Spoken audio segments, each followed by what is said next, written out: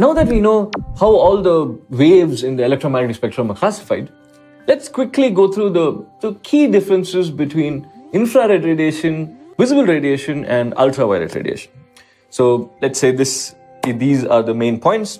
Now, if you look at ultraviolet radiations, they obviously have a wavelength which is less than 400 nanometer. This we already saw. Visible radiations, their wavelength is between 400 to 800 nanometer, around that. And infrared radiations, the wavelength is greater than 800 nanometer, right?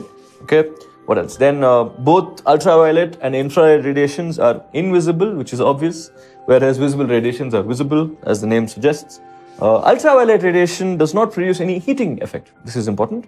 Whereas visible radiations produce a very slight heating effect, and infrared radiations produce a very strong heating effect. Now, UV radiations, they affect the photographic plate. Visible radiations also affect photographic plate. Infrared radiations do not affect the photographic plate, but they have to be treated. If treated, they can affect. Similarly, UV radiations cause fluorescence on a zinc sulfide screen. Visible radiations do not, and similarly, infrared radiations also do not cause fluorescence.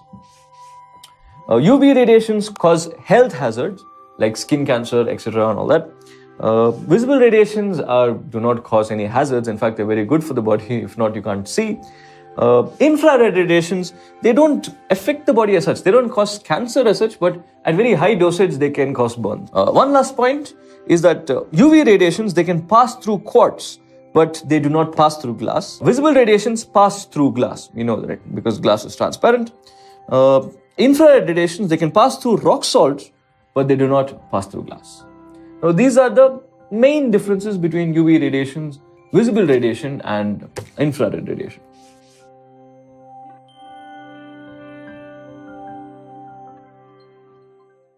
To keep learning with such engaging videos, download Byju's, the learning app, today.